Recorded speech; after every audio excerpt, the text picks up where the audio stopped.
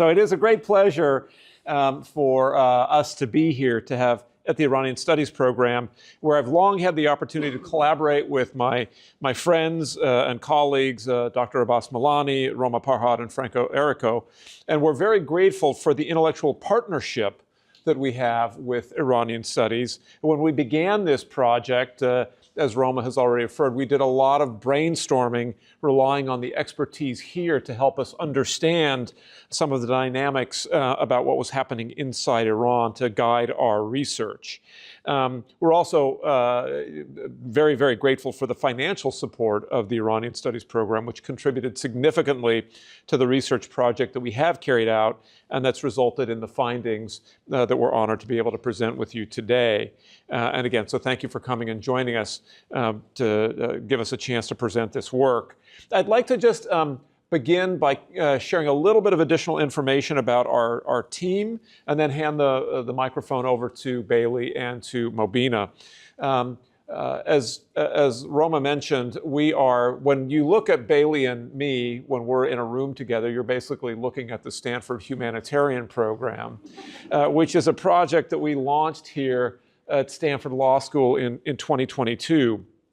And we were really interested, as many of us are, we've done a lot of research, we've produced a lot of traditional scholarship, and we thought, can we take what we have learned about war, about atrocities in wartime, about ways to prevent wartime atrocities, can we take what we've learned and can we do something that might actually make war a little less bad? And so we've been engaged in a number of research projects since then in trying to, again, think about these kinds of humanitarian problems with, as Roma indicated, a kind of a particular focus. It's not really a major, it's like a minor, right? Do they have minors, Mobina, at Stanford, like a secondary degree, with a kind of a secondary focus on technology, ways in which technology can either exacerbate problems in wartime or can be used to maybe ameliorate some of the difficulties or challenges that protected persons face in war. We've worked on a couple of projects in this regard. We've done an extensive research project looking at the Israeli war in Gaza, evaluating Israel's actions under the legal principle of jus ad bellum proportionality, working in partnership with some geographers at Oregon State, drawing on some novel satellite imagery data that has allowed us to document in very, very precise terms the level of destruction to the built environment in Gaza. That's a piece that's about to be published. We've got another project that looks at harmful misinformation online and the connection between harmful online content and real-world harms in wartime. We've looked at a couple of case studies, Armenia, Azerbaijan, while the war was going on there, the most recent stage of the war, and Russia, Ukraine, trying to see if there is a connection between harmful online narratives and real abuses perpetrated against protected persons, against civilians or prisoners of war. Spoiler alert, there is. That's another piece that is in the editorial process. What's nice about working with law journals is I'll be able to give this talk a year from now, and I'll be able to say that it's in production, awaiting publication. We did another piece on humanitarian notification systems, which is the way that humanitarians try to alert the warring parties in armed conflicts that, hey, we're just a convoy bringing food, so if you see us on the road, don't bomb us. They're modern technological equivalents of basically painting a red cross on these humanitarian objects or movements, but there are deep, deep problems with that. And we work to try to develop a new kind of platform or technological approach to kind of enhancing the ability to do these kinds of humanitarian notifications safely and accurately. And then the project that we'll be presenting tonight, our open source investigation of poisonings of girls' schools in Iran. Again, our goal in doing this work is to kind of do scholarly research that, number one, contributes to knowledge, which is our primary goal here at a university, but that also can support the work, can generate policy recommendations that will support the work of policymakers, non-governmental activists, NGOs, other stakeholders. You've already heard introductions of me and Bailey. I also want to mention we have another participant in our presentation tonight, and that is we're going to have a chance to hear also from Mobina Riazi. Mobina is a Stanford co-term student currently earning her master's degree in the Department of Communications, where she also has already earned her bachelor's degree in political science. For those of you who are regular attendees at events at Iranian Studies, I believe Mobina is a familiar face here. I've seen her here quite a few times myself. Her research focuses on political communication, digital media, and authoritarian politics. Okay, so that is the schmoozing part of the presentation. We'll now get down to work. And for that, I should hand it over to somebody who's more qualified to do this than I am, Bailey Ulbricht.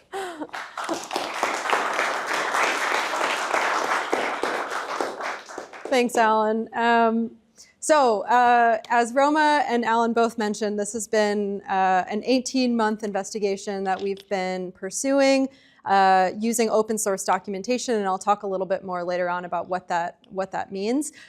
Brief, just mention again, thank you to the Hamid and Christina Moghaddam Program in Iranian Studies for your generous support of this. We really couldn't have done it without you. And I also want to mention our second partner, the Azadi Archive, who unfortunately couldn't make it tonight. If you hadn't heard of them, definitely check them out. They're an Iranian-led organization, and they captured tens of thousands of videos and photos of potential human rights violations that were circulating on social media during the Women Life Freedom movement and preserved them for future investigations like ours. We're really grateful for their partnership. They were also a thought leader in this and helped us assess the poisoning incidents and craft some narratives about what was happening in Iran at the time. Okay, so for those of you who don't know that much about what was happening, wanted to give just a brief overview. So the Women Life Freedom movement broke out in September 2022 following the murder of Mahsa Amini. And during this time, there were allegations that began surfacing that schools in Iran were being poisoned. The vast majority of them were girls' schools, although it wasn't exclusively girls' schools. There's no official tally of how many schools were affected. In early March 2023, Tasneem, a news outlet affiliated with the Iranian government, reported that over 13,000 girls had been affected. And an independent researcher outside of Iran documented 448 incidents of poisonings in schools from November 2022 to May 2023. Eventually, the Iranian government essentially dismissed all of these incidents, claiming that the vast majority were due to mass hysteria and girls' anxiety, and they never identified the perpetrators. So what we wanted to know was, first and foremost, did these actually happen? Were there toxic agents used in schools, mostly girls' schools, during the Women Life Freedom movement? So we compiled 13 cases of likely school poisonings during this time. The second question we had was, what did the Iranian government actually say and do in response to these poisonings at the time that they were happening? So part two of our report and of the presentation we'll give tonight details what the Iranian government said and did in response to these poisonings, both for our 13 cases that we looked at and nationally.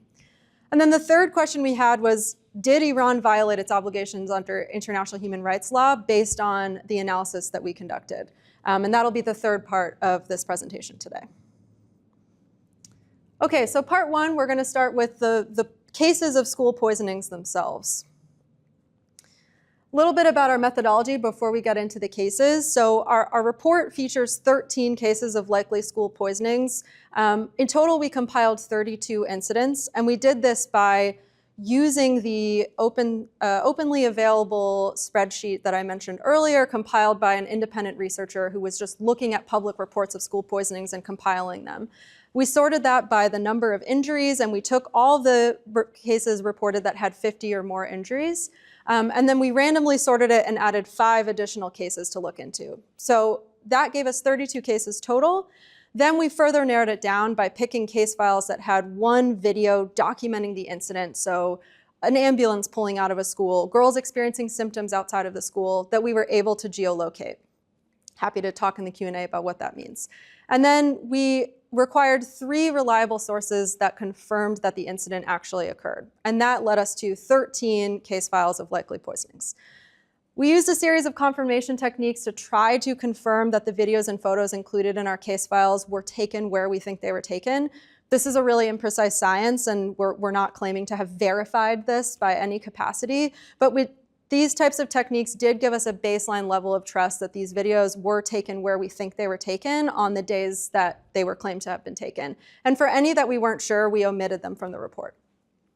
And then finally, I just want to say a quick note about the actual evidence in our case files. It's all publicly available, everything you can find online.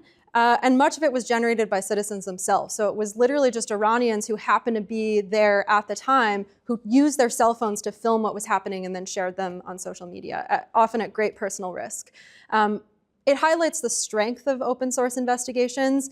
I think there's an argument to be made that it actually democratizes the investigations in some way because it allows citizens in these countries themselves to say, hey, this is important. This is a terrifying thing that's happening in my country. I'm going to film this and then share it to the world and hope that researchers half a world away can take a look at this and really investigate what's going on. Unfortunately, it also presents ethical challenges, though. And here, we did face an ethical challenge, which is that ideally, a human rights investigation is done in collaboration with the people who are directly affected. You want to make sure they are driving the investigation and they're informing what the eventual recommendations are. But we couldn't do that because we were not going to even attempt to contact anyone who was affected due to security concerns. So recognizing this, what we did do was we didn't make any formal recommendations of what should happen, in the hopes that eventually they can drive whatever future steps are taken. What we did was just present a range of potential options and next steps. Our hope is that by putting together this investigation and by presenting it to you and to others in the future, we make sure that their experiences aren't forgotten and we document what happened. But we don't speak for them. So I'm going to hand it over to Mobina now, who's going to walk us through the case files and talk through in more detail 2 particular cases that we've decided to feature tonight. All right. So our research collected over 300 publicly available videos, photos, and news reports pertaining to the 13 cases, spanning across Qom, Lorestan, Tehran, Khuzestan, Ardabil, Kurdistan, Alborz, and Isfahan. And in all of these cases, there were reports of common symptoms experienced by the girls, like difficulty breathing, inability to walk, and reports of smelling odors like bleach or rotten eggs. And what's important to note here is that most of these statements were not only found in news outlets based outside of Iran, but by state-affiliated news outlets themselves, like IRIB, which some of you might know as Sada Sima, ISNA, or Tasnim, which Bailey mentioned. The first widely reported incident of a school poisoning in Iran that gained a lot of attraction and media attention occurred at Noor Vocational School in Qom, where 51 students were hospitalized. The event, as I said, drew a lot of national attention and spurred public officials, religious leaders, and media outlets to call for action. And we go into further detail on this incident in the report itself. After this, many other incidents began popping up across the country, and we've decided to highlight 2 specific cases that capture the government's attempt at providing a response, ultimate failure to do so, including the failures to meet obligations under international human rights, to ensure respect for human rights, or to provide an effective remedy for the victims. These are legal frameworks that will be further discussed by Bailey in part 3, but are good to have in mind as we go through the 2 specific cases. We'll begin with the case of Qom Girls High School in Pardiz, Tehran, which took place on February 28, 2023. According to 2 eyewitnesses, interviewed separately by BBC and a Tehran-based news agency, Bahar News, around 10 a.m., something like a grenade was thrown into the school. Around 11 a.m., students began smelling odors that varied in description from burning to bitter to metallic or rotten sewage. Students were then reportedly evacuated, and 35 were taken to the hospital after being poisoned, according to state-affiliated news outlets that initially reported on the incident. Videos of the incident show girls struggling to breathe, needing assistance to walk out of the school, and one student even told Pardiz TV that they were going in and out of sleep while in the classroom. Following the incident, local officials reported to have been on the scene collecting samples from around the school and from the affected girls themselves, which were sent to a specialized laboratory to be examined.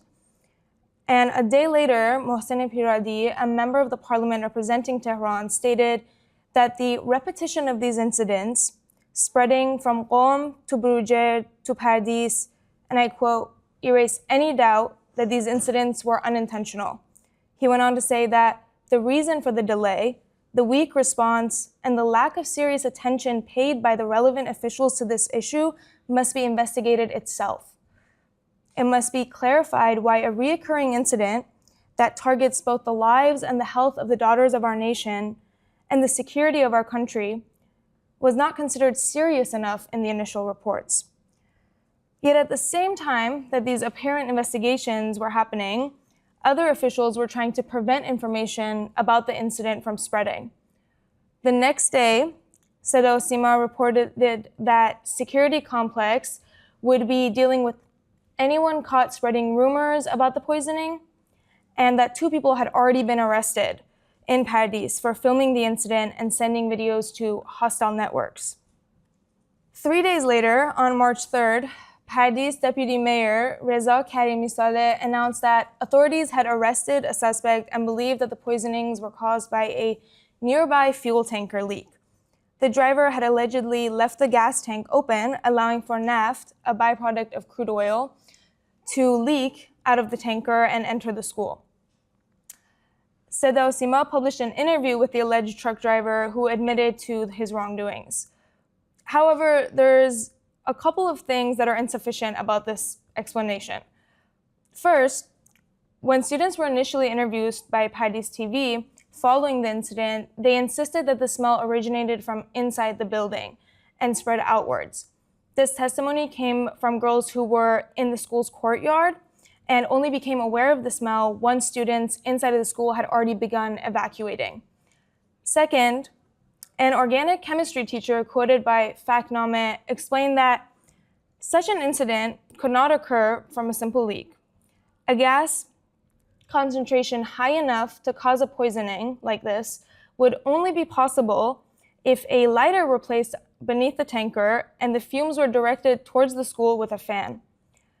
Third, there were no other reports of others in the nearby area who experienced the poisoning, other than the alleged parking guards who were interviewed by Sada Osima, despite the school being surrounded by several buildings and businesses and people who should have been affected equally. Lastly, in one video that we found, a woman who was on site at the time of the incident comes across a city official and asks, "Sir, what gas has leaked?" He responds, "Nothing has leaked, ma'am. It was not a gas." Following this event, the poisonings continued to spread, including incidents covered in our analysis, like Aban Girls Middle School in Tehran Shahr on March 1st, Hazrat Zainab Girls High School in Rambourz on March 5th, and these are incidents we go into further detail on in the report. About a month after the Khayyam incident, on April 8th, another poisoning incident occurred, this time at Sima Girls High School in Ardabil. Many videos and photos circulated of the girls in front of the school struggling to walk, breathe, some lying down, others coughing. The head of the Ardabil Provincial Medical Emergency Center told domestic news outlet Aftab News that they started getting calls around 9 a.m. from 5 different girls' schools around Ardabil, and that the girls were, quote, in bad condition. Following the incident, Director General of Security and Law of Ardabil Governorate, Ali Mehbubipur, confirmed that the students, quote, have been poisoned. According to the early reports from ISNA, 175 girls across the 5 schools, which included Sima Girls High School, were sent to the hospital. This was the second time in 5 weeks that Sima Girls High School had experienced an alleged poisoning. Despite this, we found no announcement of additional security measures from preventing the incident from happening again, no information about further investigations or follow-ups, or an attempt to provide a public explanation. After the incident at Sima Girls High School, poisonings still continued. Our study goes into further detail on incidents that took place at Maraj Girls High School in Sarqiz on April 9th, Sad Girls High School in Karaj on April 10th, and 4 incidents in Isfahan on April 11th. I'll hand it over to Bailey now, who's going to go into further detail on the government's response and failure to meet their obligations. Thanks, Mobina. That was awesome. Okay, so before I do that, I want to just give you 3 main takeaways. Sorry, Alan, I know you hate that word. 3 main conclusions that we have from the case files in total, so including the 2 that Mobina just walked through. The first is that the symptoms don't appear entirely psychological. This is important because the Iranian government, in its eventual, conclusory findings about the poisonings nationally, said over 90% of the cases were driven by mass hysteria, a psychological event.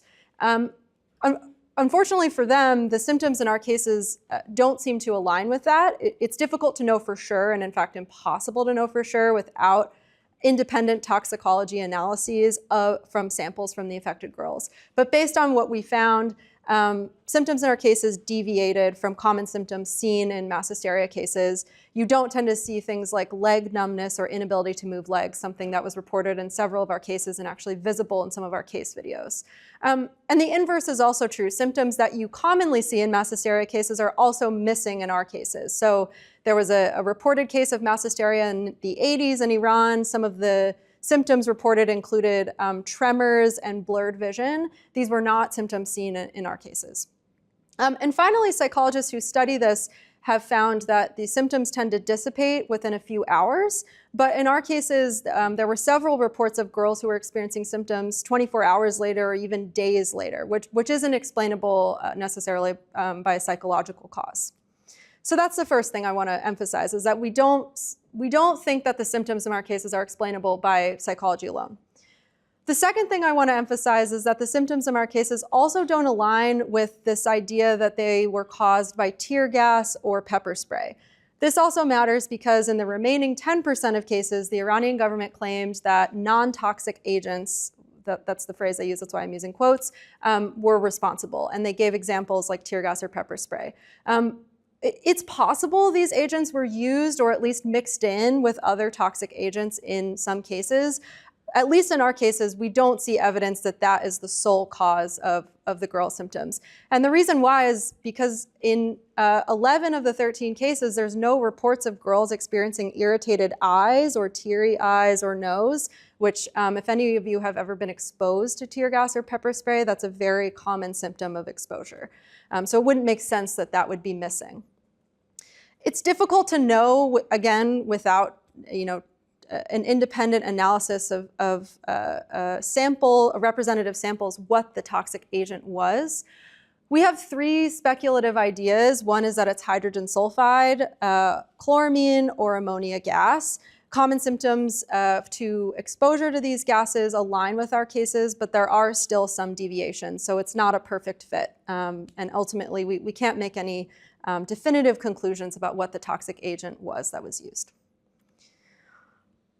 So now I'm going to turn to the Iranian government's response. Before I do that, I'm going to play a very short video that we found doing our case file research that I think captures really nicely what we ended up finding for the Iranian government's response. اگر میگید که این مسمومیت ها کار خودتون نیست و کار خارجیاست، پس ببخشید خیلی بی‌عرضه اید که نمیتونید امنیت بچه‌ها رو تامین کنید. Okay, so for those of you who don't speak Farsi, this is a student at a university in Ahvaz while the poisonings were happening. This happened in early March, so there were hundreds of reported incidents by this time. He confronts Saeed Jalili, an Iranian politician at the time, and says, if you are saying that these gassings are not the work of the government but are the acts of foreigners, I'm so sorry, but you are very useless for not being able to ensure the safety of our children. And I think that really nicely captures what we ended up actually finding. Okay, so this part is broken out into 2 kind of subsections. The first is, what did officials and state-affiliated media say in response to the poisonings over time. And the second category is what did they actually do in response to the poisoning? So I'm going to first walk through what they said. We sorted through hundreds of news reports published by Iranian media, focusing on state-affiliated media sources throughout the poisoning period. And we tried to essentially create a chronology of what officials and state-affiliated news outlets were saying over time. And what we found was quite interesting. During the first two reported cases in Qom, there was pretty limited state reporting on it, and local Qom officials essentially tried to downplay what was happening, and they attributed the symptoms to stress and anxiety, despite very clearly the symptoms were not attributed to psychology alone. And they were quite kind of non-responsive to journalists who were attempting to get more information about what was happening. Then the number of reported incidents just absolutely explodes in Iran in the new Gregorian calendar year. And I think it just became really difficult for officials and news outlets to ignore them. So they started reporting on them quite frequently. And it was common from mid to late February for officials to call the poisonings intentional, to announce frustration with each other for not taking them seriously and for failing to provide clear and convincing explanations to the public. And even religious leaders were, in their Friday sermons, calling on officials to investigate and to identify perpetrators and to communicate honestly with the public, which Mobina did a great job uncovering some of that. But then something really weird happened, and we noticed a very abrupt shift in what officials and state-affiliated news outlets were saying. And we think it might trace back to the speech on March 1st that the Interior Minister Ahmed Vahedi gave, in which he said, "Nothing to look here. This is all just mass hysteria. Everyone calm down." And after that, we began to see officials really quickly backtracking what they had initially said, just sometimes days earlier, calling the incidents intentional. Some of these shifts were so abrupt that even the Islamic Republic News Agency reported that they were likely pressured to do so. This was very strange and caused us to be suspicious as to why this shift was made so suddenly, particularly when no evidence was provided to support this sudden shift in narrative. And we, after this, began seeing media and officials more systematically casting doubt on the poisonings, attributing them to anxiety, and sometimes even denying that they were happening at all. And then following the Persian New Year, we saw a huge drop-off in reporting, despite the fact that incidents were still happening. Officials and state-affiliated news outlets largely remained silent. And then on April 10th, we found evidence that the government just banned reporting on poisonings altogether. So what are kind of our, I'm trying to avoid saying the word takeaway again. What is kind of the synopsis of all of this? Because it's kind of a lot of information. I think our interpretation is a couple things. The first is that there appears to have been a concerted and coordinated effort to cast doubt on the information that did reach the public about the poisonings and to spread an alternative narrative about what was happening, that these weren't toxic agents being intentionally used in girls' schools. They were just girls being anxious and stressed, and everyone just needs to kind of like calm down. The second thing that I think is interesting is that this response was mirrored in Qom officials' initial responses to the poisonings. I find it very interesting that you see that pattern play out in Qom, and then a month and a half later, you see national officials basically repeating the same strategy. It kind of suggests that the strategy was pre-planned and wasn't driven by new information or evidence that they were uncovering at the time. So that's a little bit about what we found in terms of what officials and state media outlets were saying about the poisonings. Now, what did they actually do in response? And here we looked at two sets of actions. So the first is what preventive or protective measures did they take in response to make sure these don't happen again and try to protect the girls and the staff while these incidents were happening? And then what investigations did they launch and what came of those investigations? What did they actually find? Preventive measures, we looked at our cases and then nationally. The big theme here is that it appears that student safety and school safety was not taken seriously by officials. we found essentially no mention of additional security measures being taken by officials in response to prevent future incidents from happening at schools, despite the fact that there were repeat incidents at some of the schools. And then concerningly, in 5 cases, all happening after the Persian New Year, there were allegations that students were actually held inside the school and prevented from leaving by administrators. And then nationally, we see more or less the same pattern. Officials did make a lot of public promises to enhance security at schools, but they don't appear to have been realized. School administrators report that they weren't actually provided with security monitoring, despite being promised that they would. And there were also reports on the national scale, so outside of our cases, that school administrators were actually instructed by the Ministry of Health and Education to keep students inside behind closed doors. But at least what we were able to find from publicly available information, it seems like there was a significant lack of rigorous evidence gathering.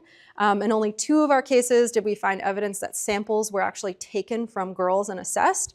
And in 2 other cases, we found evidence that officials told parents, actually, it's your job to go get your child tested for any potential toxic agent presence, which doesn't make sense if you're trying to investigate what actually happened. And then, one relevant source of evidence would have been CCTV cameras. In several of our cases, journalists actually in Iran published the locations of CCTV cameras around schools and in classrooms, but those appear to just have gone ignored. In one case, confusingly and concerningly, in response to questions about whether or not they had reviewed CCTV footage, officials responded, "Oh, they were turned off at the time." Okay. And then the results of our cases were, unsurprisingly, kind of matched the insufficiency of the investigations themselves. So for 7 of our cases, no explanation was ever provided. And for 6 of them, there were explanations, but they were quite implausible. So Mobina walked us through one that just doesn't align with the evidence we found. In another, officials claimed that girls became sick because a nearby excavator at a school was putting out a bunch of black smoke, and the black smoke drifted into the school and caused the girls to be sick. But the videos documenting the incident at the time don't show any black smoke, and no eyewitnesses reported seeing black smoke, which you would expect if that were what was causing the girls to become sick. So these are some of the examples of the types of explanations that were provided. They just didn't align with the evidence of the cases. And then nationally, we see a similar set of trends. What's interesting, though, about the national cases, so there were 6 different investigations launched by different national entities.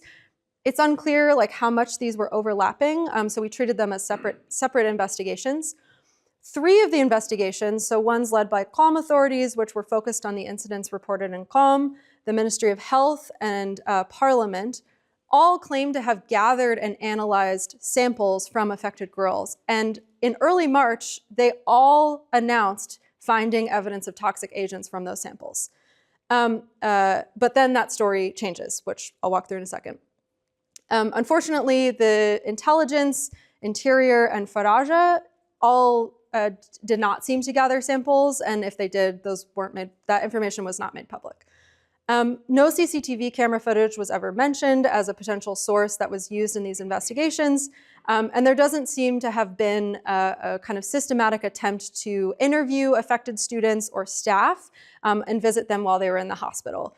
I think one kind of just big takeaway from all of this in terms of the national investigations is we don't have a lot of information about really anything. We don't know what cases they actually took samples from. We don't know what they found. We don't know who they interviewed. These are all things that you would expect a proper investigation to at least mention in their final results. So at the end of April of 2023, the Ministry of Intelligence puts out a set of conclusions that it says summarizes the investigation's findings. These were that over 90% of the cases were attributable to mass hysteria. In the minority of cases, non-toxic agents like pepper spray or tear gas were used to cause panic. They suspected that there were 2 different groups of perpetrators. One was students trying to get out of class, and the other was foreigners who were trying to provoke insecurity within the country. I already kind of walked through some of the evidence suggesting that mass hysteria is not responsible.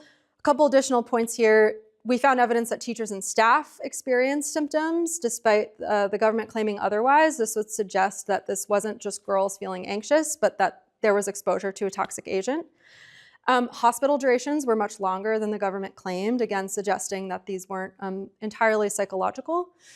And the government themselves, in their investigations, found evidence of toxic agents earlier on when they said that they had analyzed samples. So it's confusing how we went from, we have samples and we found evidence of toxic agents, we're just conducting other assessments to figure out what they are, to actually, we didn't find anything and it's all mass hysteria. And without more evidence, it becomes suspicious. The other thing I want to mention is the two groups that they claim are responsible for the minority of cases, there's very little evidence provided. No evidence at all is provided for the foreign agent theory, which you would think if you were the government, you'd want to present a lot of evidence to prove that this is what was responsible for causing insecurity in the country. And the student claim similarly had relatively little evidence, and in fact, a member of Parliament's investigatory team actually gave an interview in which he said that blaming students for these incidents was, quote, unacceptable. So I think that suggests that this is not a credible set of perpetrators. And then we don't really actually know if the government ever arrested perpetrators. We found reports that they had essentially conducted like batch arrests of over 100 individuals, but there were no details ever released about who they were, what grounds they were arrested for, what incidents they were accused of perpetrating, and whether they were ever tried in a court of law under due process.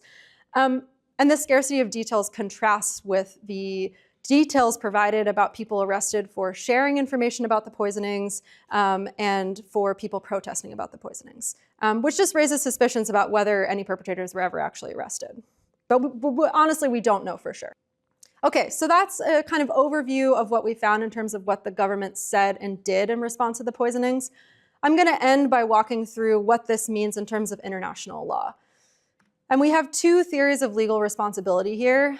The first is that Iranian organs or agents are violated their international law obligations because they are responsible for carrying out the poisoning incidents. And I'll walk through circumstantial evidence that we argue suggests, or at least presents a plausible case that Iranian state organs or agents were responsible. And then our second theory of legal responsibility is even assuming the poisonings are not attributable to Iranian state organs or agents, Iran is still liable because it failed to uphold its due diligence obligations under international human rights law. So under the first theory that they plausibly carried out the poisonings, we have 5 kind of main arguments with this. Happy to talk more in the Q&A. I think, we don't have a smoking gun here. These are at most circumstantial pieces of evidence that we uncovered through the investigation. The first is that Iran failed to seriously investigate the poisoning incidents. This was a major national security issue that was affecting potentially hundreds of schools across the country. You would expect a government to launch a full-fledged investigation to figure out what was happening, especially if they believed that foreign agents or some kind of non-governmental group was responsible. But we don't really see a professional effort to really do that, which raises suspicions about why, particularly when they have such a powerful security and intelligence apparatus at their disposal. The second point, and this kind of dovetails to the first one, Iran's powerful security and intelligence apparatuses make it unlikely that a non-state actor could have actually successfully carried out these poisonings over a period of 6 months and gone completely undetected. It's not impossible, but it is implausible to have happened in Iran. The third point is that officials demonstrated an intense preoccupation with preventing information about the poisonings from reaching the public. One alternative explanation for why is that they just didn't know what was happening, and so they didn't want to create further unrest in the country. Of course, another explanation is that they did know what was happening, and they didn't want information to reach the public about the poisonings because a state organ or agent was responsible for carrying them out. The fourth point is that officials displayed very abrupt shifts in official explanations about what was going on. We kind of outlined this in our chronology, but these shifts were so abrupt that they do not appear to be related to evidence that was gathered and uncovered during the investigation, and suggest that there might have been a coordinated effort to suddenly cover up and change the narrative about what was happening with the poisonings once officials started recognizing what was happening, which was that potentially state organs or agents were responsible. And finally, the explanations just don't align with the evidence. The explanations eventually provided don't align with the evidence from our cases, and they don't align with the evidence that we uncovered nationally, which raises suspicions about why these explanations were provided in the absence of evidence that really supported them. I think it's possible that what was happening was, essentially state-affiliated agents or actors carrying this out on their own accord, and people at the top not realizing what was happening, and then only later realizing, what was actually responsible and trying to cover it up. That being said, a question has always troubled me about this since the beginning, actually, of this investigation, which is why? Why did government officials or agents need to carry this out when they have so many other tools of repression at their disposal and we're actually using them against protesters during this time? And I don't have a good answer to that question. I'd be interested to hear from the audience if you guys do. And I think that inability to answer the why question means at most this is a plausible explanation for what happened, but not a foolproof one. Okay, so assuming that Iranian organs or agents did carry out the poisonings and the poisonings are attributable to them, they violated at least 5 of their international human rights obligations found in the treaties that they've ratified. This includes the child's right to be free from violence, the prohibition on cruel, inhuman, and degrading treatment, the right to health, the right to education, and the prohibition against discrimination on the basis of sex. And happy to talk more in the Q&A if you have specific legal questions about those. So even if the poisonings can't be attributed to Iranian state organs or agents, we argue that Iran still violated its legal obligations under international human rights law because they failed to uphold their due diligence obligations found in 2 of the treaties that they've ratified. And these include the obligation to ensure respect for human rights and provide an effective remedy for victims. Ensuring respect for human rights essentially means you take reasonable steps to prevent foreseeable human rights violations, and provide an effective remedy includes conducting a proper investigation, and if investigators deem appropriate, prosecuting the perpetrators under a court of law with due process. So first, we argue that Iran failed to ensure respect for human rights because they didn't take reasonable steps to avert the poisoning incidents, and they failed to meet their obligation to ensure respect for human rights in the process. We've kind of walked through some of the pieces of evidence that we uncovered supporting this.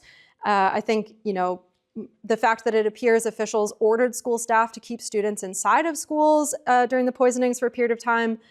They didn't fulfill promises to enhance security measures, despite claiming that they had, suggests that they did not take reasonable steps that you would expect a state to take in this instance to protect schools from future incidents.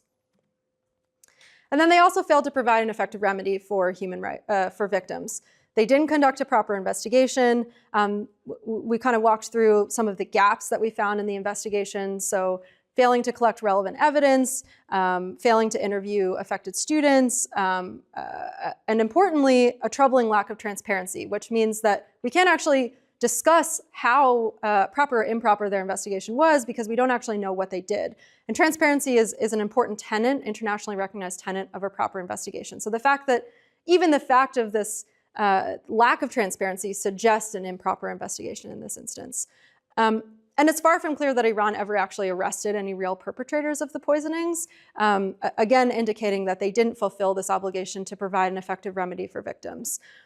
And I'll just kind of repeat the same thing that I've said earlier. Their conclusions don't align with the relevant evidence that we found and kind of suggest that there might have been a pre-planned conclusion before the investigations really concluded. Which of course a proper investigation must be unbiased, and it doesn't appear that that happened. Okay, so if you've totally tuned all of us out for this entire time or fell asleep, here are 5 things I want to leave you with. The first is that we found evidence that toxic agents were probably used in schools, at least in the cases that we looked at. These were not cases that were entirely driven by psychological effects, and likely were not driven by non-toxic agents like tear gas or pepper spray. Second, we found evidence that the Iranian government demonstrated a concerted effort to discount the poisonings and hide information from the public. And they also failed to protect students and staff and launch proper investigations into these poisonings, both in our cases and nationally. These had legal ramifications under their obligations under international human rights law. If Iranian organs or agents carried out the poisonings, they may face formal legal accountability. And even if the poisonings are not directly attributable to state organs or agents, they still violated their international human rights obligations because they failed to ensure respect for human rights and they failed to provide an effective remedy for victims. I'm sure many of you want to know what those accountability avenues are. I think we're happy to talk about them more in the Q&A. We've got a couple ideas. But ultimately, this is an international system, and it's very improbable that anyone will ever be held accountable for these.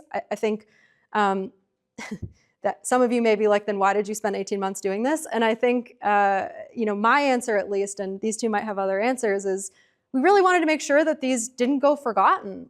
These were real things that happened to real girls, and it must have been terrifying. And I think it's important, even if formal accountability is never reached, to make sure that a reliable record of fact is preserved and that their experiences don't go forgotten. So I'll leave you with that. Thank you.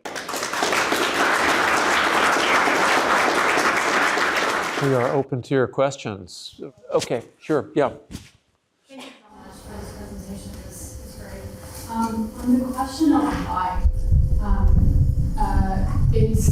have you guys thought about the correlation, or did you talk to any witnesses or victims about why this could have happened, and there would be a correlation between the schoolgirls and schools that were targeted, and they had students in those schools that had made demonstrations and protests in support and solidarity with the Mahsa Amini movement, because at that time, a lot of us saw videos and photos coming out of schoolgirls protesting, tearing down pictures of the Supreme Leader and Khomeini and all that. So I was just wondering. Yeah, I think early in the research we did, particularly with the larger data set, try to map that, across what we knew, maybe not particular individual schools, but where were neighborhoods or regions where we were seeing sort of the most kind of intense levels of anti-regime protests.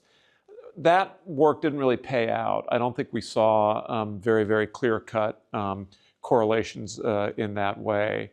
I mean, I'll just say this. One of the things that's kind of neat about working in a collaborative way like this is, each of us, Bailey and I and Mobina, Danny and Frishta, a couple of other students at the law school who work with us, have our own perspectives on this. And at some point I kind of found myself furiously jotting down a couple of things that Bailey had said, where I think my take or my perception on this might be a little bit different.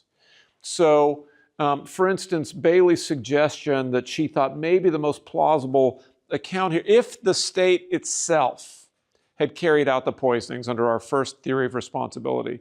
By the way, I lean much more in that direction. Bailey leans much more in the second direction.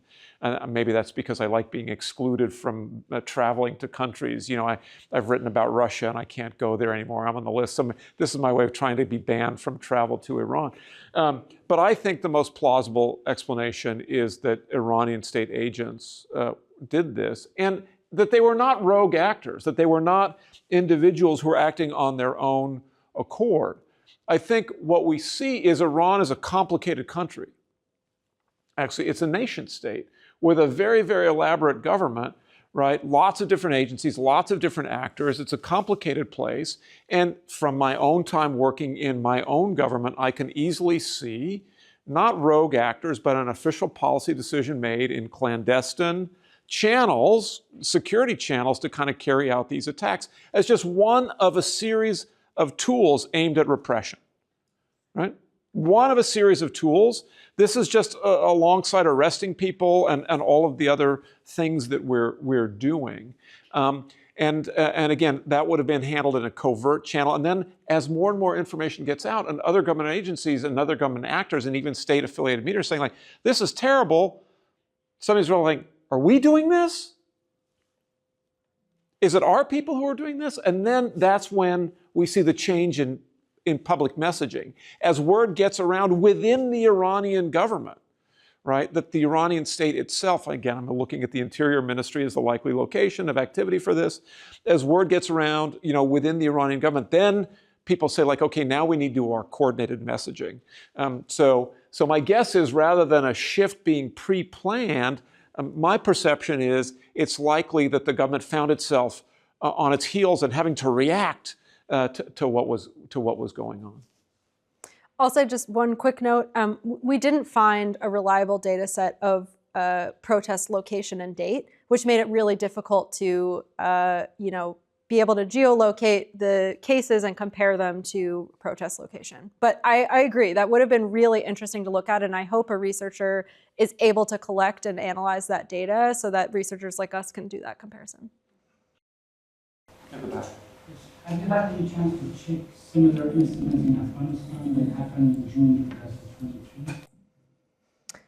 Yeah, so we did compare to similar cases. We looked at, you're talking about mass hysteria cases? No, school poisoning cases in Afghanistan. Oh, okay. Oh, interesting. So we found reports that there were allegations of school poisonings in Afghanistan, but that those were attributable to psychological sources. We also found that in Gaza and the West Bank. And we didn't do like a full-fledged analysis between the cases, but we did read reports of those cases and compare them to these.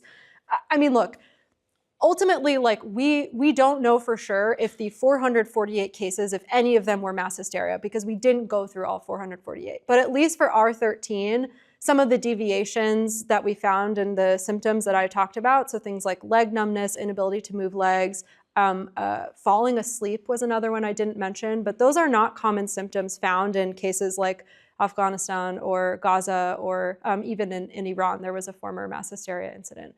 So that makes us highly suspicious of that explanation, at least for the cases we looked at. I mean, I will just say I started with a presumption of deep skepticism of any use of the term hysteria to describe, the widespread experience of kind of physical harm by girls, right? I mean, I think it just seems to play into a bunch of very traditional sexist tropes, and it may be in a country like Iran, there's a perception that will fall on more fertile ground, than in other places. But the notion that hundreds of schools across the country that people are experiencing mass hysteria, it just that always seemed to me to be entirely implausible. And again, you've seen some of the images of what these girls were experiencing. So can I add something to that?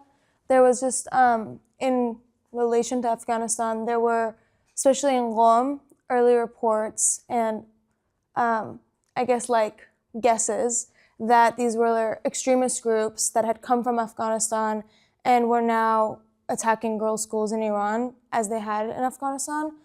And that was actually stated by one of the religious leaders in Qom. Mm-hmm. We didn't mention that, but that was really interesting. And then later when he was interviewed and he was asked, well, you said that these were these extremist groups from Afghanistan, he was like, I never said that. And then they were like, we have video evidence of you saying this. And he was like, that's not me, I never said that. So that was like part of the frustration with this case. I feel like you have very clear evidence of them saying one thing and then later just saying we didn't say that, so. Yes. Did you collect any statistical data on the number of the students in these schools? What percentage got sick? Do you have any data on that, on the cases you studied? No, we don't. There were limited numbers published by state-affiliated news outlets about students affected, and the numbers tended to vary a little bit. So we weren't able to conduct a reliable statistical analysis because we didn't have, they either wouldn't say how many students were sent to the hospital at all, or they would say, oh, about 50, about 20, about 60, and that number would change. So it was difficult to know. But it's a good idea. I wish we had. And just one thing, I mean, Bailey mentioned the ethical challenges of doing this kind of research, which in principle one should do, with local partners, rather than saying like, oh, we're from America and we're here to help. But another significant ethical challenge that we faced that drove our research methodology was our concern that if people were communicating with us, they would be endangered at home. And so that's why we have made it clear, in all of the discussion, all of our information is open source. We've not emailed anyone in Iran. We've not contacted, we've not done a Zoom call. We've not done, those would be the kinds of questions, that we would maybe have some capacity to answer if we'd pursued the kind of research. We know how to do this, but we opted not to because of the concern about endangering people in the Iranian community. Sammy, did you have one? Did you guys look into at all the sophistication it would take to weaponize any one of these materials you guys suggested? Just because if it is something very sophisticated, I feel like it would be exclusionary in a sense and lend itself more towards a sophisticated state actor as opposed to a bunch of local. Yeah, there were, so the short answer is no, in part because our conclusions, if you can even call them that, about what the toxic agent was, here, sorry, I'll stand up so I can see you. It was speculation mostly. So it was difficult to really narrow down or make further claims. There was a doctor who treated students interviewed by the Center for Human Rights in Iran. And he said, from his vantage point, he felt that the toxic agents responsible could not be obtained by an average person. So there was speculation that the toxic agent responsible required a sophisticated actor. But some of these, could be derived from household items that you could get in the grocery store. So yeah. But I like the way you think. Yeah. Right, because it reinforces, kind of the claim that, if something happened, it had to be a sophisticated operation. For me, quite apart from the agent that's used, it is the nature of the This is an extraordinary operation, right? In cities all across Iran, to enter schools, to detonate whatever you're detonating that's causing these poisonings, and to do it without detection, right? This is, the stuff of spy TV, not something that, ordinary kind of Joes can kind of do. So it's not only the question about the munition or the agent that was used, but the sophistication of this pattern of attacks against schools with really no detection. If there was any detection, we don't know whether anybody was arrested. It suggests, again, a sophisticated operation operating in a way that could not be detected by the Iranian intelligence and security apparatus. I'll say too, to kind of back up Alan's point, we actually uncovered this incredible article published by IRNA, and they outlined, I think it was 5 or 6 possible explanations for what was happening, and one of the explanations was, wow, these are really sophisticated. It could be an internal security service. So the fact that they even published that, we mentioned this a couple times in the report, but I think it's quite telling that even a journalist working for a state-affiliated news outlet is thinking along those lines. Just looking at your legal theories of responsibility, who do you think the claimants could be? Who has the burden of proof, and what is that burden? Well, so I would say 2 things. Number one, and this is another area where, again, the conversation that Bailey and I have had working on this project has been a rich one. So when I think about accountability, we naturally think about this in terms of familiar domestic legal systems. That is, the police arrest somebody and they put them on trial and they're convicted of a crime, and then they do their time in jail. So for me, when I think of accountability, I think of 2 kinds of accountability. One is individual accountability for perpetrators. I think they're enormous challenges for holding any individual accountable. There's also the state accountability. And I think the work that we're doing here is important in establishing Iran's accountability as a state under one or both of these theories that we've articulated. It is the case in general as a matter of international law that one advancing a claim bears the burden of doing that. If I want to accuse Iran of having violated its international human rights obligations, I bear the burden of that. But again, I'm not going to be doing this in a court where there's a formal, beyond a reasonable doubt, preponderance of the evidence kind of standard. We want our evidence to be as compelling as possible so that people will read it and they'll be persuaded.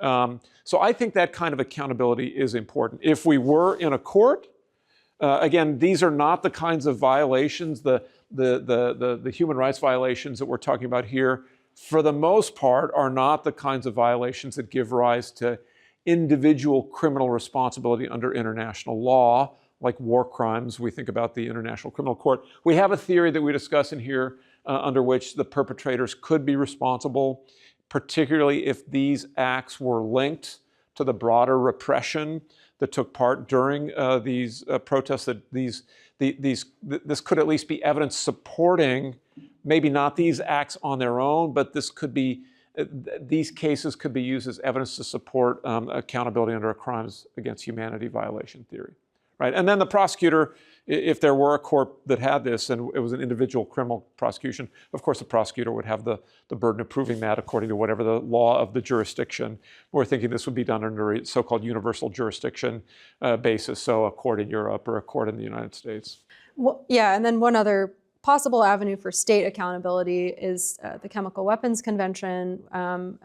I think, Alan and I went through in detail the convention and the articles that allow for possible follow-up and investigations that a state can trigger if they think that another member state has violated. I suspect that states would need to gather additional evidence, like ideally toxicology reports, and bring to the Inspector General and call for an investigation under Article 10. But that is a possibility, and I do think states should consider doing that. This was, by the way, an option that I was very excited about when we worked on this project. I served for 11 years before I joined the faculty at Stanford as a practicing lawyer in the legal advisor's office of the US State Department. And for part of that time, I worked on Chemical Weapons Convention issues, which is why the OPCW and the CWC were kind of top of mind for me. I do think there's a plausible argument that a state could at least put the onus on Iran through the OPCW, the Organization for the Prohibition of Chemical Weapons in The Hague, to provide more of a response to the international community. We're hoping that that's one of the recommendations that will get some traction out of this. Yes? Thank you. I thought it was, thank you for a great revealing report. I thought it was really interesting how you found in the national investigations that Qom authorities and such found evidence of toxic agents, and I'm curious how those official findings affect mechanisms of informal accountability, like a UN fact-finding mission, and then if it does support these fact-finding missions from actually being carried out, how would they take place in the nature of the Iranian regime where it's completely secret, all the evidence? Yeah, so the fact-finding mission's ongoing. They've had a mandate that began in, I believe it was 2024, and their mandate extends through April 2026. They put out their first report, and they were able to, contact witnesses and people who had been affected. I suspect a lot of those witnesses have since fled Iran, and that's how they were able to safely contact them. How they would be able to actually investigate these on the ground, I think you're right. It'd be pretty difficult, especially if the state's unwilling to cooperate, which I suspect would be the case. In terms of the implications for the fact-finding mission's findings, yeah, I hope that they do pay attention to some of those earlier findings by Qom officials and the Ministry of Health and the Parliament. We have an opportunity to present to them, actually, so hopefully they'll take some of those into consideration. Yeah, was that your question? Yes. Okay. We do have contradictory evidence here. On the one hand, there were toxins used. On the other hand, there weren't. Right? We know as a matter of evidentiary law, at least in the United States, and the principle exists under that under international standards as well, that admissions against interest are more likely to be seen as credible, right? Of course, I expect you to deny that you did this, but when you say that, well, maybe this was done by the state, that's the kind of evidence that we think often carries greater persuasive weight. Is that Gio? No, you. Yeah. You look a lot like Gio Saba, who's a student of mine. Okay. Oh, no. That's you. Sorry. No, you're good.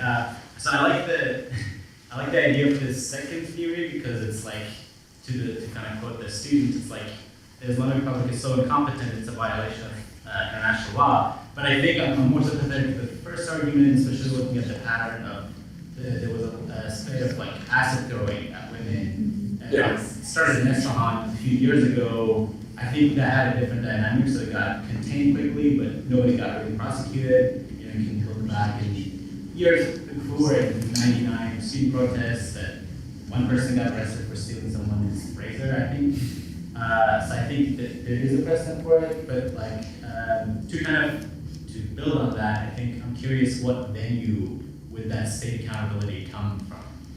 Yeah, this is where,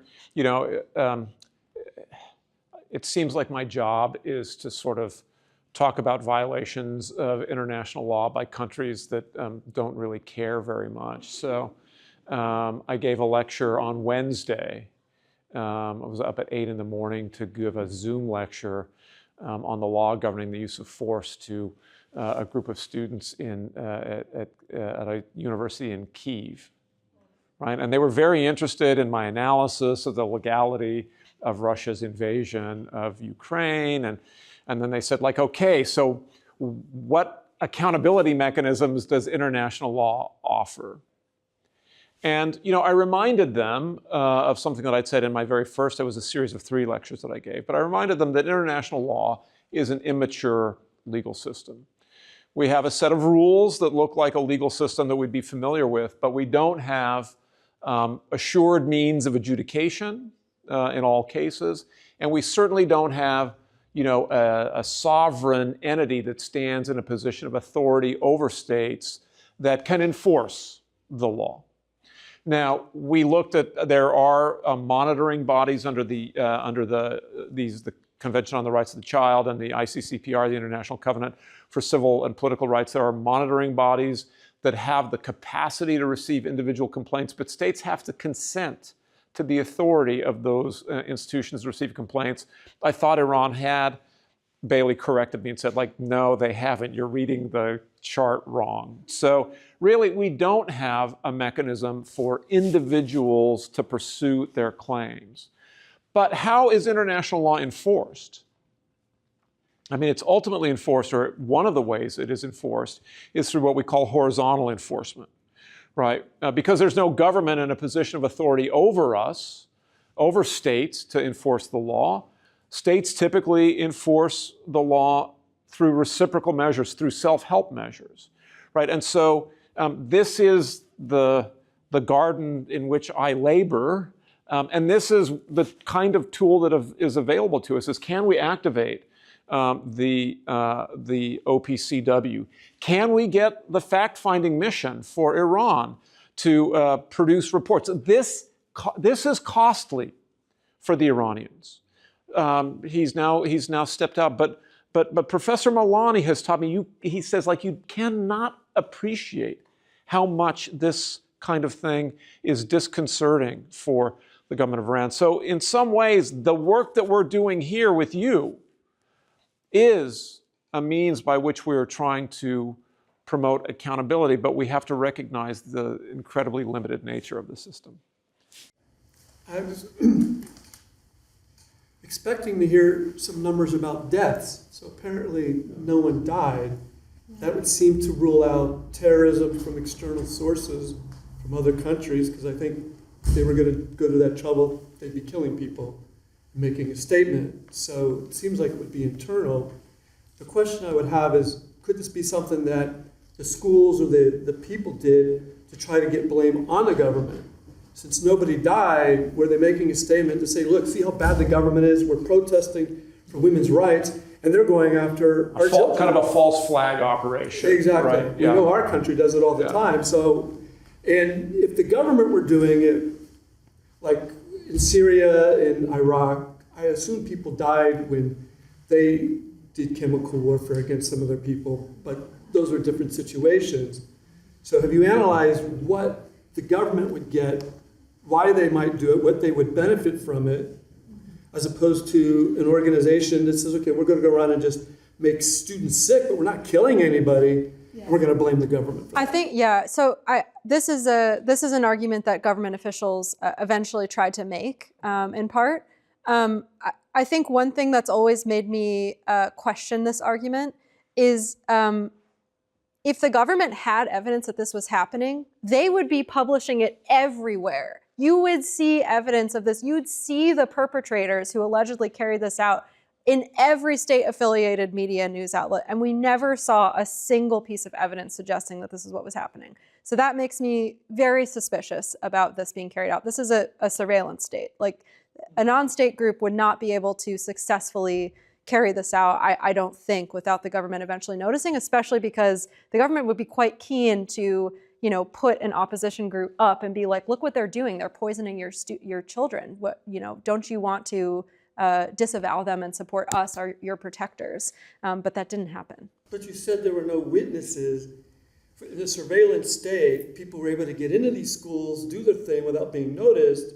So were they already in the schools doing it? Well, again, unless they were state intelligence or security operators. Again, I'm just throwing out. No, I appreciate it. No, I appreciate it. And I echo. I'll second what Bailey says, or if we used to say in diplomacy, I associate myself with with Ms. Ulbricht's intervention.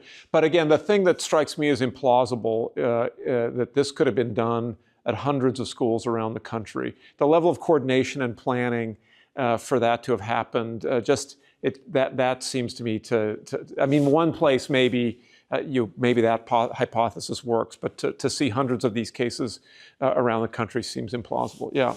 Is there anything in terms of individual documentation that somebody subject to this attack, this kind of an attack, could do, such that if there ever was a court or if there was ever accountability, they individually could put their case forward, in terms of what happened to them when, and sort of pin it down. So that I mean, look, as a domestic law matter in Iran, we have to talk about a time when perhaps there's a different regime, right?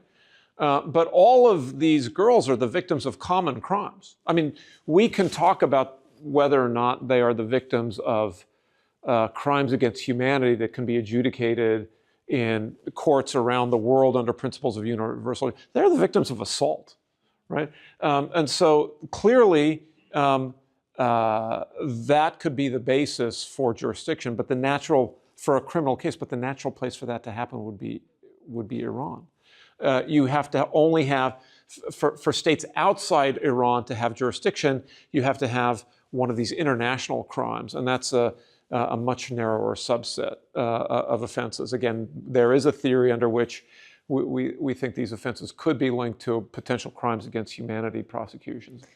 But to answer your question about the documentation, so the Center for Human Rights in Iran did interview affected students and staff and teachers about some of the incidents and published some of those interviews. I don't know if they have more. I would imagine they do. My guess is they're all pseudonyms to replace the names of the actual victims. But that's one potential source of documentation. It sounds like what you're asking is timely witness statements of what happened. And yeah, they were able to successfully interview, and we relied on that documentation for some of our cases. And this is not the only case. One of the other matters that I worked on was the Cambodia genocide, or the atrocities that took place in Cambodia. There was an entity at Yale that collected lots and lots of data. And 30 years later, that evidence was used before the extraordinary chambers for the courts of Cambodia when we finally had an opportunity to pursue accountability. So when I talk about criminal accountability for individuals, notwithstanding the limits that I described about the way the international law system works, I often am reminded of the old adage that the ox is slow, but the earth is patient. And sometimes the opportunity for justice can come, years or even decades later. Yeah. I remember at around the same time when Iran basically changed its narrative, this Guardian article came out, which basically I think some male psychologists said it's mass hysteria, this is not poisoning.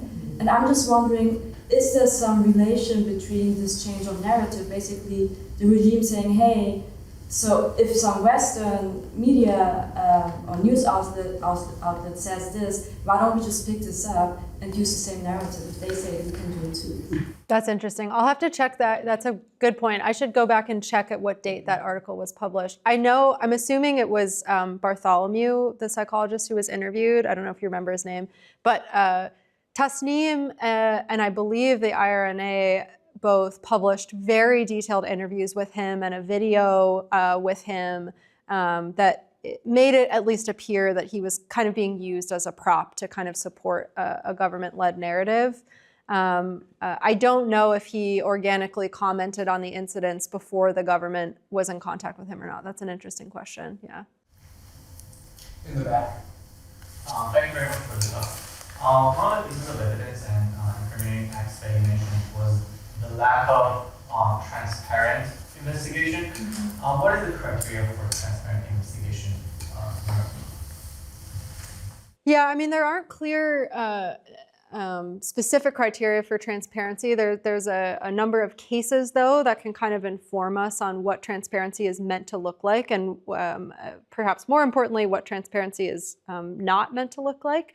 And at minimum, investigators are expected to provide some public reports of what the types of evidence they used and how those were analyzed, and publish the evidence to the extent it doesn't publish publicly identifiable information that would present risks for potential witnesses or other people. So one thing we would have expected from an investigation like this is public toxicology reports discussing how the samples were analyzed, what samples were analyzed, how many, where they came from. They wouldn't have had to release the names of the girls themselves, but we would have expected some kind of scientific support for the results that were announced. And certainly, again, part of the process of providing an effective remedy, as Bailey suggested, is, potentially criminal accountability for perpetrators. And here, the absence of transparency, and trials are, happen in public. Even in Iran, the show trial part of the trial happens in public. And we saw none of that at all. So that's quite antithetical. I mean, certainly under international human rights standards, trials are supposed to be public, open to the media, and we saw none of that. Yeah. Yes. So if we continue on that theory of the government using this as a tool of repression, I can't place these events in the progression of the movement, but can you do that and say something about whether you think it was effective or not? I definitely can't comment on whether or not I think it's effective. I think there was a lot of different tools of repression that the government was using at the time that we didn't analyze. Certainly, like the trajectory, at least the kind of number of reported incidents massively increased in February 2023. And by March, well, I should say really by April, the number of poisoning incidents started decreasing. And my understanding is that the number of protests were also starting to decrease around that time. I certainly am not suggesting that there's a causal relationship, but I do think certainly what can be said for sure is that many poisoning incidents were reported at the same time that many protests were happening around the country. I have a question on methodological limitations and challenges, given that most of your work is obviously on open source digital things. Are you concerned at all about loss of evidence to scrubbing, content moderation, and so on? Yeah. And obviously you didn't have the benefit of having a local partner to be able to try to fact check, verify. So how do you understand that in relation to your work? Yes, great question. We thought a lot about this. So first, here's to your second question. These are the 3 confirmation procedures we pursued to try to do our best to confirm that the videos were taken where we thought they were taken and taken at the same time. That being said, yeah, the rapid changes in content moderation presented a lot of challenges for us. Elon Musk purchasing Twitter was like the worst possible thing to have happen to our investigation. Thankfully, otherwise, it was a great thing, but for us, it was. Yeah, right, exactly. So just to be clear. Thankfully, as the Azadi Archive, one of our partners, had, while these, basically as soon as these videos were being put up, they were scraping them and preserving them, and they're now housed at a second organization called Mnemonic. I don't know if, okay, yeah. So they're a big name in the open source investigation community, very well respected and highly regarded. So they have a repository of tens of thousands of videos that capture human rights documentation. We relied on them a little bit. What the content moderation challenges presented was the reverse image searches. So these are quite time intensive. If you've ever done them, they take forever. And by the time we ended up finishing them, a lot of the stuff had already been scrubbed or taken down by users themselves or by the platforms. So yeah, it's definitely an ongoing challenge. In terms of the procedures we pursued, I don't think they would be nearly enough to authenticate any of these documents for a court, but they did at least provide some baseline level of trust that allowed us to include them. Second question here. It's not a question, it's an offer for cooperation. I'm from Bellingcat. Oh, amazing. Wow. Yeah, we work with Mnemonic a lot. Incredible. We developed some of their methodologies. So we are constantly developing new tools to automate this kind of research. Amazing. Including scraping, authentication, method for chain of custody, so that this digital evidence is immediately applicable in a judicial setting. So please get in touch. Yeah, with that would us be and we awesome. can I'll help grab you, your card. Thank you. That's awesome. I really respect you guys a lot. That's really cool. Yeah. We've had visits from Bellingcat, I think, at the university in the last couple of years. So, sir, with the hat, yeah? Thank you. It looks like this was a very complicated case that you were investigating, and a lot of coordination amongst different parties if this was a government-supported program. And you would think that maybe those that are main function of the government may not want to do this, but because their school staff may have been involved here, did you come across any anonymous whistleblower reports that involved what really happened? So as I mentioned, the Center for Human Rights in Iran published a series of interviews, some of them with people who chose not to be named, discussing the incidents from different perspectives. So from students, from teachers and other staff members of schools, and then from doctors who treated the students. I wouldn't necessarily categorize those as whistleblowers as much as just them describing what they experienced and what they saw, which often contrasted pretty dramatically from the government's official narrative. We also found some interviews in ISNA or in Sharq Daily or other domestic news outlets from anonymous sources who, again, kind of challenged some of the details that the government was sharing. So one example is an ER doctor was interviewed who had treated girls, and this was weeks after the government had started kind of pushing this mass hysteria narrative. And he kind of reaffirmed that he believed from treating the girls that these were caused by toxic agents and that psychological factors were not entirely responsible. So those are some examples, but no, there was no government whistleblower who came forward and said, actually, this is what's happening. Or at least we didn't find one. And if you know of one, tell us. That'd be great. I think, again, reflecting the idea that the Iranian government is a complex, multi-headed beast. We saw interventions, we see evidence of interventions from some parts of the government saying this looks like, it could not have been done by, private persons. But, that was, for instance, members of parliament, right? Who would not themselves have been in an operational role within the executive branch. So again, we see, the Iranian government does not speak with one voice by any stretch of the imagination, right? And so we see different governmental or public actors ER docs, expressing kind of views. But no, we don't have somebody, saying this is the grenade that I used at the school. So we don't have an insider like that. On that point, actually, that just reminded me, we did find a really interesting interview for one of our cases in Bordeaux. The local MP got really involved and was giving a lot of interviews with the press, demanding information, saying she was involved in the investigation. And at one point, she actually claimed to have sat down with local investigators and reviewed CCTV footage and said, quote, "This proves that these were intentional." But she never actually revealed what she saw. And then later, the story about the incidents changed. So that's one of several examples of members of parliament who kind of pushed back. But yeah, as Alan said, we didn't find like a minister, someone in the Ministry of Interior saying anything. One thing, if I may add, there were like instances of teachers stepping down in response to the lack of investigation, which was really compelling. Just having the administrators and the teachers themselves like quit their jobs because there wasn't a response from the government.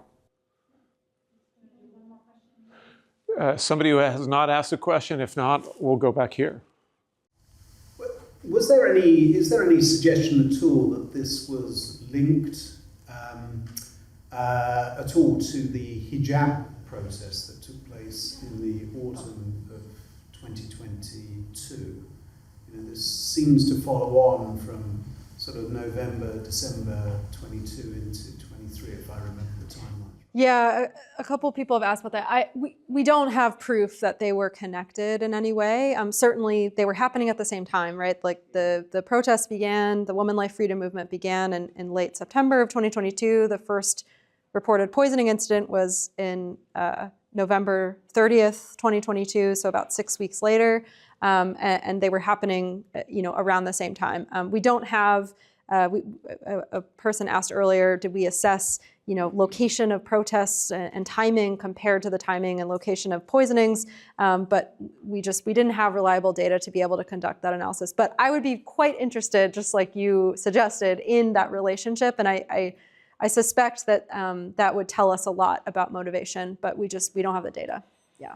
I'll just say one thing. Bailey asked the question about why, and we're trying to hypothesize about whether there's a connection between if this was a governmental response and the protests, and why did people think this would be effective? And I'll just say this: when I was in the government, there was a period of time when I had access. I had authority to review the U.S. covert action portfolio. It's a very, very, kind of limited, restricted compartment in the U.S. government. I was one of 4 lawyers in the U.S. government.